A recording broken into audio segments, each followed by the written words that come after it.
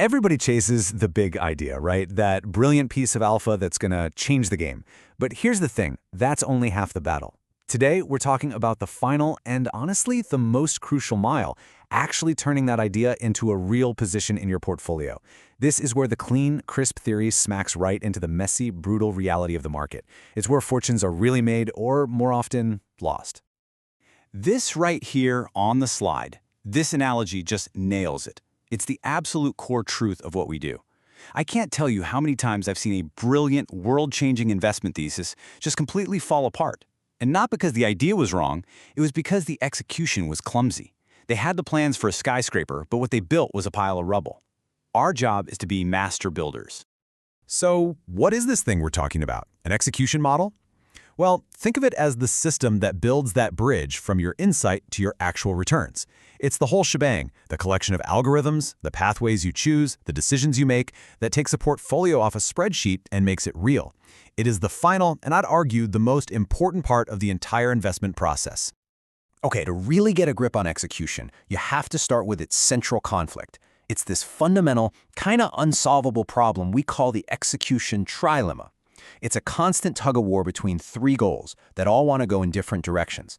Understanding this is the key to everything else we're going to talk about.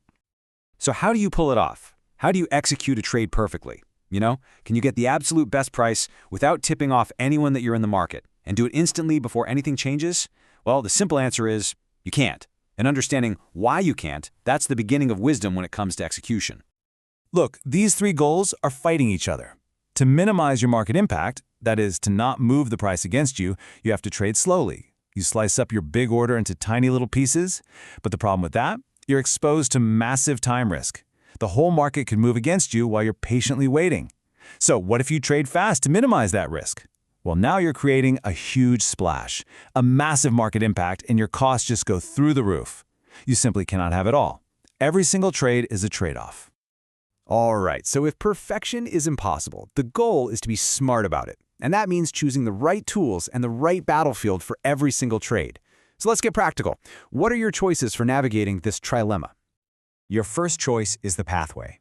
Now, for most trades, institutions are going to use what's called direct market access, or DMA.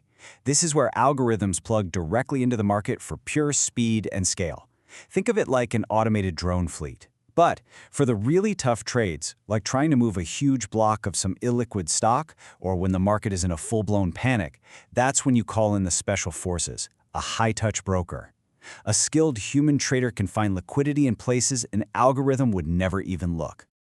Next up is the venue, the battlefield itself. You can trade on public exchanges like the New York Stock Exchange, where every move is visible to everyone. It's an open field. Or you can slip into the jungle. Dark pools.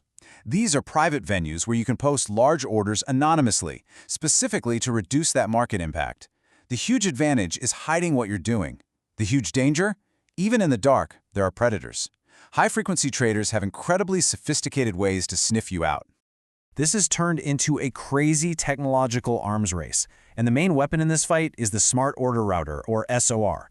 A modern SOR doesn't just send an order. Oh no. It dynamically splits it into thousands of tiny micro-orders, it randomizes how it sends them across dozens of different venues, and it uses anti-detection logic to figure out if it's being hunted. It is a constant game of cat and mouse, of stealth and counter-stealth, all happening in microseconds.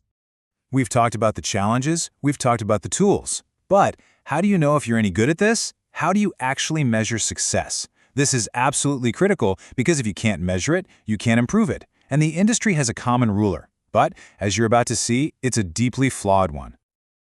Let's start with the benchmark you're going to hear about all the time, VWAP, Volume Weighted Average Price. In simple terms, it's just the average price a stock traded at over a day weighted by how much volume was traded at each price. The goal of a VWAP algorithm is to make sure your average price matches the market's average price. It sounds pretty reasonable, doesn't it?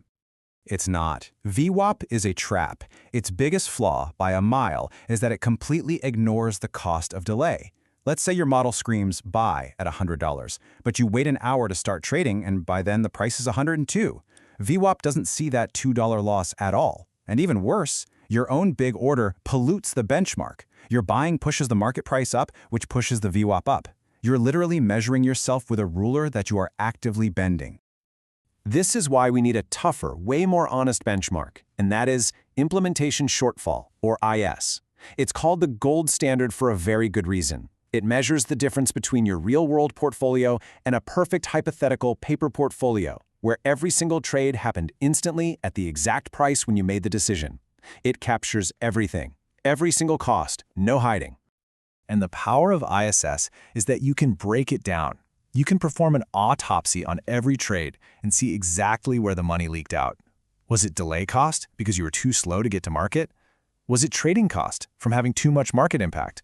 Or was it opportunity cost because your algorithm was too passive and you didn't even get your whole order done? It's not just a report card. It's an incredible diagnostic tool that helps you get better every single day. All right, let's take these ideas out of the textbook and apply them to one of the most fascinating and challenging trading environments on the planet, China's A-share market. This isn't just some academic exercise. This is about survival in a truly unique ecosystem. You cannot just copy and paste a trading model that works in New York and expect it to survive in Shanghai. It'll get eaten alive. The markets are just fundamentally different. The A-share market is dominated by retail investors, which means you get these huge emotional swings. And it has hard rules, like the plus or minus 10% daily price limits. When a stock hits its limit, liquidity doesn't just get expensive, it disappears. It goes to zero. It's what traders call a liquidity cliff. And nothing illustrates the danger of ignoring these unique rules better than a recent real-world disaster. Let's dig into the case of Lingjun Investment, a huge quantitative fund in China. The date was February 19, 2024. This is a powerful cautionary tale. So, that morning, Lingjun's algorithms kicked into gear. They started firing off sell orders for this amount, almost 2.6 billion RMB. That's over $350 million US. A massive wave of selling pressure was about to slam into the market. And they dumped that entire position in the first minute of trading, 60 seconds. The result? A flash crash in the related indices, total market chaos, and a very swift, very severe penalty from the regulators.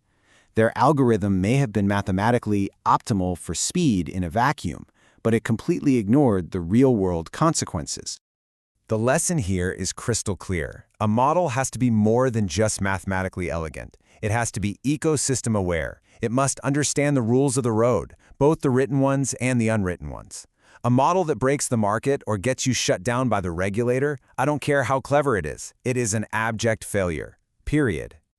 So let's bring this all home. Let's distill it down to some wisdom that's been forged in the fire of execution. These aren't just little suggestions. For the best investors I know, these are golden rules.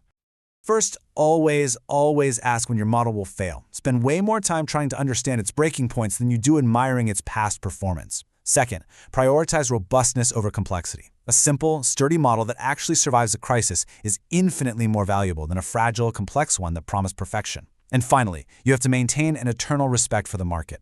It is a complex, adaptive system, and it will find and brutally exploit any hubris you have in your code. So I'll leave you with a final question, a scenario. Your alpha model, the one you've spent years building, finds the signal of a lifetime. It is screaming, buy. But your execution model, the one looking at real-world market conditions, the lack of liquidity, the risk of a market-breaking impact, is flashing a giant red warning, do not trade. Which one do you trust? The answer to that question can define the entire kind of investor you become. Because remember this, an alpha that cannot be executed is not an alpha at all. It's just an illusion.